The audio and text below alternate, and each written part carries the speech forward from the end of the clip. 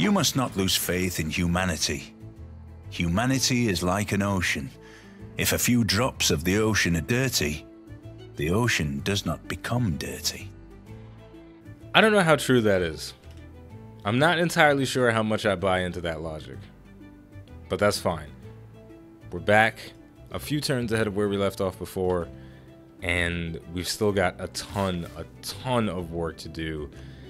And it's still a little bit intimidating, but I'm feeling confident that overall this is going to be beneficial to us. The challenges of whipping our empire into shape are going to be totally worth it in the long run. So we just finished the research of humanism, and because we did that, we get to change our policies around. We're not at war. We can switch off the oligarchy legacy policy for serfdom. So our newly trained builders are going to be able to get to work even harder because they'll have extra charges.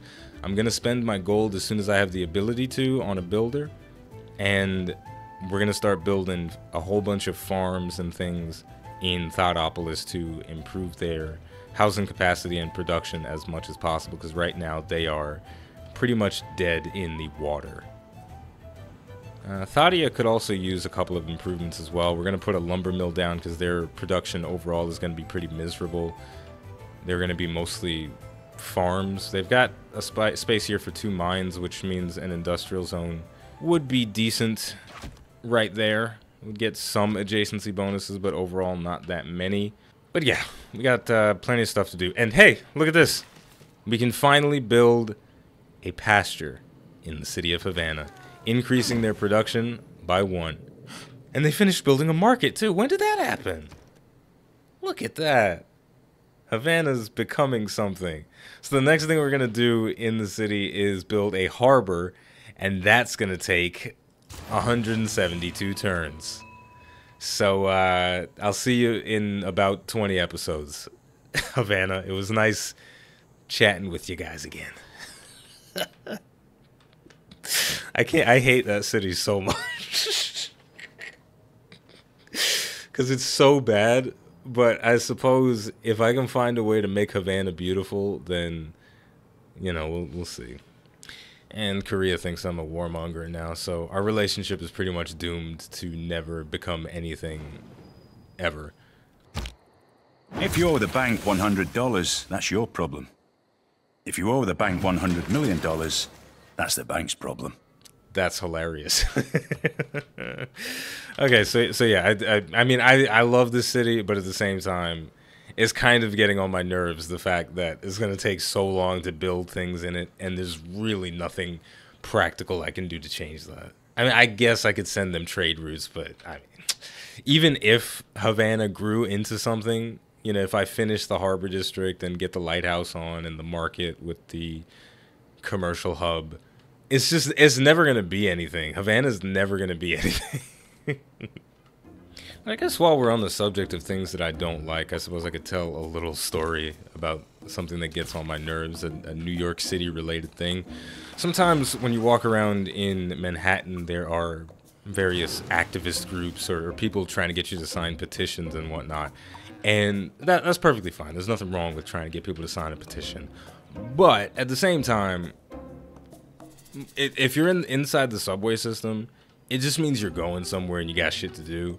So it's kind of annoying for somebody to try and stop you and say, hey, could you check out this petition? And besides all that, they do really shady stuff in order to get you to stop, right? So the other day I was walking in the Times Square subway station, and normally when people walk up to me and say, excuse me, I assume they're going to ask for directions. So I stop because I'm not a monster, right? I'm a pretty decent human being. So if somebody asks, oh, excuse me, sir, I'll be like, hey, how you doing? Can I help you with something? You lost, my man. Can I help you with anything? And if they say yes, they say yes. If they say no, then they say no. But person walks up to me, and they say, and they got the clipboard behind their back because they're trying to hide it from me because they know nobody wants to stop and sign a petition. So they walk up to me, and it was a very attractive woman too. So that was all the more reason to stop, because in my stupid perverted brain, if I stop and give her directions, then obviously she'll blow me later. So that's neither here nor there. She stops, clipboard behind her back. She says, excuse me, sir. I say, hi, can I help you? Need directions? She says, no, but I was wondering, If you could choose between being a lion or an elephant, which one would you choose? Bitch, neither. I'm gonna be late for my goddamn appointment. You know, it just gets on my nerves sometimes. Anyway, I didn't say that to her. I said an elephant. But, and no, I didn't get the blowjob either, so. That was stupid.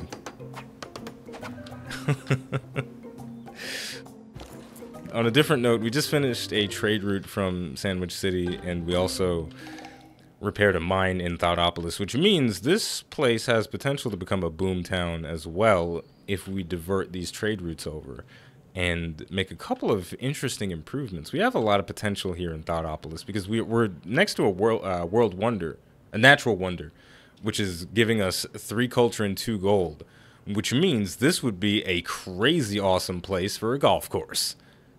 So you know what? We're gonna try and boomtown Thoughtopolis a little bit, or should I boomtown Free City? Because Free City is working on the industrial zone, and they're gonna need the workshop afterwards, which will take 19 turns because I'm trying to get the boost for industrialization. I think I can leave it as is. So you know what? Yeah, Thoughtopolis is going to become the boomtown.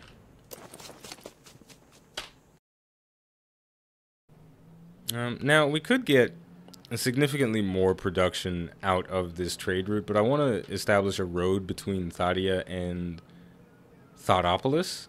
So we'll settle for 1 food, 2 production from this trade route.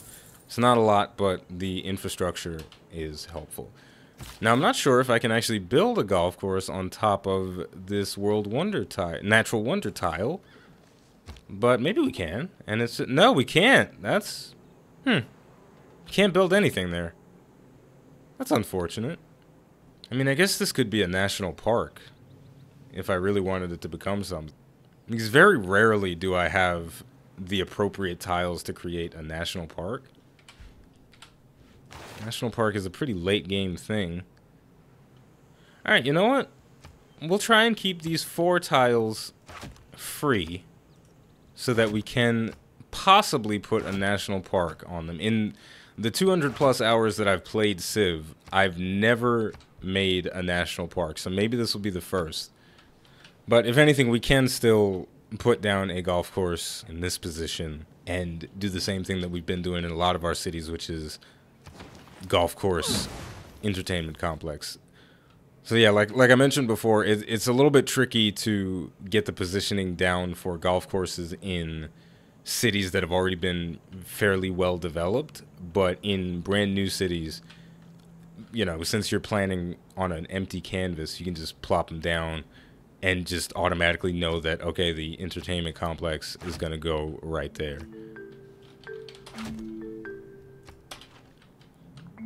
But overall, I guess since I've been playing Robert the Bruce, I gotta say it like that every time, and I'm never gonna stop. It might get old, maybe it's a little tired at this point, but I like it. After playing him for 457 turns, I really do enjoy him. He might be my all-time favorite Civ, just because he's a fundamentals guy. If you're on a basic level good at civilization, then you can capitalize on his unique benefits, and they give you tremendous flexibility. I guess the only real thing that RTB suffers from is not having a strong religious game. So if that's something that you like to do, it'll be a bit more difficult to do so. But overall, he's incredibly powerful and incredibly fun to manipulate. And I'm excited to see his unique unit, actually, the Highlander, which comes at rifling. So maybe after we finish the industrialization, then we'll shift over and try and get those guys up and running, because they could very well help us in future conquests. Now, this builder that we just made in Valo City is going to make his way over to Costa de Thought, who is in desperate need of some improvements. They've got some rice, some trees that we need to chop down for a farm, among other things that need to be done. And Valo City needs to do things as well. I'm surprised they've gone so long without a campus. Yeah, I'm genuinely surprised they've gone so long without a campus, and this is probably why my science is suffering so much. I've got this pretty well-rounded society. I mean, we've got a decent amount of generation on all of the 4 major resources in Civ. Even our tourism is pretty decent, most likely from the golf courses and other things.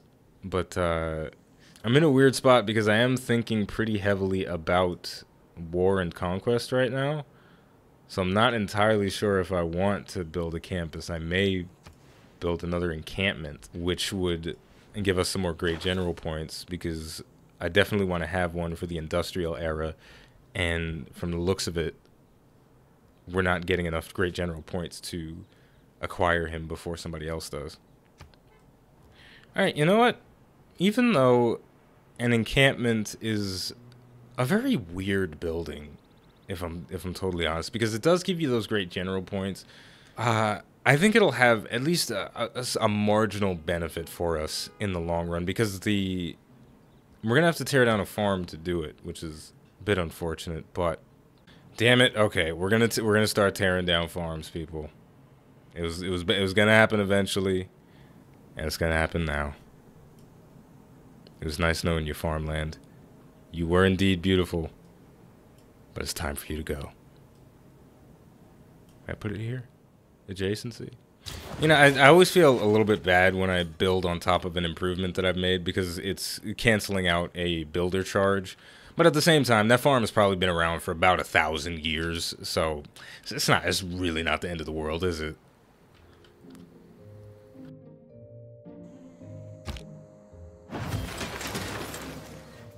Oh snap, I think we just finished our first entertainment complex golf course combo. Look at that. Nice. Look at those yields. So there we go. Sandwich City was the first place on the planet to have the combo of 2 food, 2 gold, and 2 culture on the golf course. So we've maxed it out, and it looks really pretty. I mean, the golf course kind of flows naturally right into the entertainment complex. I almost want to keep improving it so it starts to fill out and looks extra pretty, but there are more pressing matters to attend to in Sandwich City. I could build an encampment with these guys as well, but that seems a bit excessive, so I'm not going to do that. An industrial zone is a nice option. Yeah, and the industrial zone is kind of a thing that I'm doing across all of my cities right now, and I believe I am in the lead to get the next great engineer. And I'm currently getting the most great engineer points. And this guy gives a nice benefit as well. Industrial zones provide +1 culture. That's a little fun. Yeah, you know what? We're going to continue building as many industrial zones as we possibly can. And I'm going to put this one in a very strange place. It's going to go right down here. Now, why am I putting it there? There's a wonder in this game called the Venetian Arsenal. And I absolutely love it. Quite possibly it's an aesthetic thing, but what it does is you receive a 2nd naval unit each time you train a naval unit, and it must be built on a coastal tile adjacent to an industrial zone district. So it's a very, very specific thing that it has very specific requirements, but it's such a fun building to have, and it does give 2 great engineer points as well, so it does have a pretty nice functionality. So I'm considering maybe going for that. So we'll get to work on the industrial zone of Sandwich City. It's definitely going to take a while because these guys don't have the best production, which is a common trend across my entire freaking empire.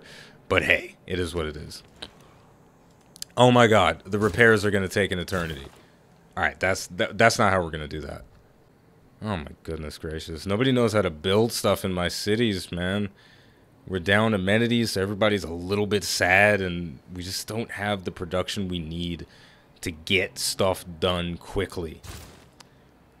Builders. We need builders. That is all we need across our entire empire is builders.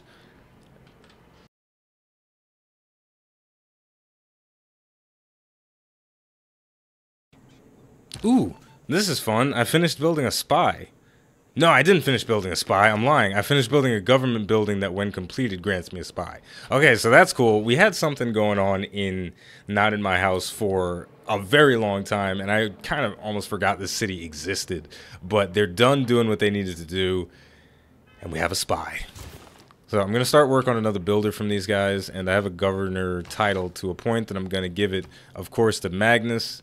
We'll give him the industrialist. No, we'll give him the black marketeer. Strategic resources are not required in the city in order to build resource-dependent units. That could become very clutch for some late-game units that require resources that are a little bit scarce, like uranium and possibly even coal. So we're going to go black marketeer and then vertical integration once we get our next governor promotion. And then Black Magnus will be complete. So now that we have this spy, the question is, who do we send him to? I'm thinking it might be a bad idea to send the spy to Korea, possibly because she's got super advanced technology. So we're coming in on our Sherlock Holmes status, and she's got MI6 running around, and that probably wouldn't work out too well. So maybe spying on my next door neighbor India would be a slightly better idea. Now he's got a lot of commercial hubs, so we could take advantage of that and steal some of his money, which seems like a decent idea. So you know what? I'll establish our guy in, well, this was a former city-state, so I'll establish them in Granada and just take a look around. This will give me some nice vision of the area as well, so that'll be good for us. And I think we're getting close to wrapping up here, but this is tense. I'm not gonna lie. There's a certain amount of tension that comes with being in this phase of the game, because our decisions are becoming more and more crucial, right? Because we're really just playing a game of time now. So the longer we take to do anything, the more we run the risk of setting ourselves up for failure, right? So we've got to make sure that we're not wasting any turns, we're not wasting any resources and things of that nature. You know, similar to how we transferred Mengus over to Adeptus previously and mega boosted their production.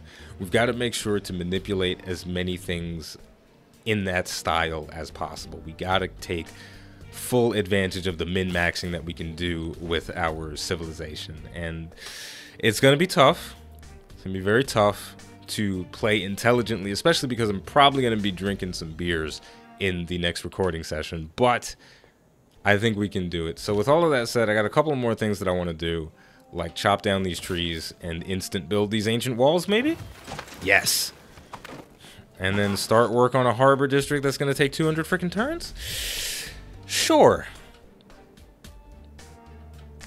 I'm going to put it here just so I can put a commercial hub here and get some adjacency benefits, which Rena will boost up even further. So yeah, this production is a problem, which is the motif for my entire freaking empire. We'll deal with it. And you know what?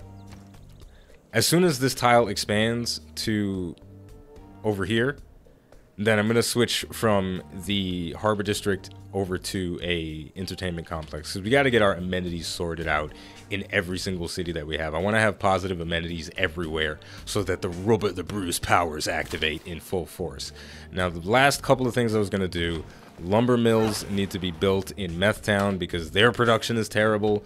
We got to get this fixed. And I think I can even improve this luxury resource of dyes because it's just sitting there pretty much wasting space while it's not being used, and we definitely don't want any of that. All right, I'm just playing Civ at this point, and I'm not even talking because I'm super engrossed in it right now. But the whole world is sending me trade offers for different amenities, so I'm sending out a lot of the extra stuff I have because I want my civilization to go back into the green. So first it was Japan, Hojo Tekamun, and now it's Wilhelmina. She's sending me some cotton for amber and tea, and that is definitely what we need.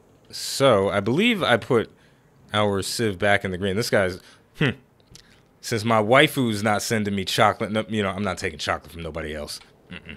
We're gonna, all right, last thing we're gonna do for real is we're gonna trade chocolate with our waifu, and we're gonna improve this tile and start a production on builder. Ah, here we go. She did it for me. Waifu sending me the trade for the chocolate. She knows what it is. She knows what I want. Yes. Yes. No.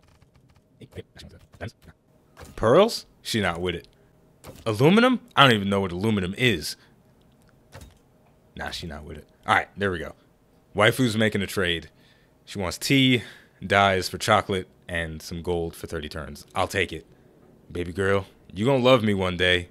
That angry face, that mean mug that you got on, it's gonna change. Soon. Very soon. Alright. Okay. I promise I'm done. I promise I'm not gonna do any more. 6 turns until an era. I'm gonna stop. For real. Seriously. This is for real the last thing I'm gonna do. I had a tile of dyes in my empire that had gone unimproved for about 1,000 years. So we're gonna improve it. That was that builder's last charge. That's a beautiful way to end. So there's a fire truck coming outside, so I'm gonna hurry this up by saying the name of the channel is iBluairJgR, gaming for comedy. The name of the game is Civilization VI Rise and Fall. Totally said it backwards there, but it's okay. As always, thank you for watching, and I'll see you next time.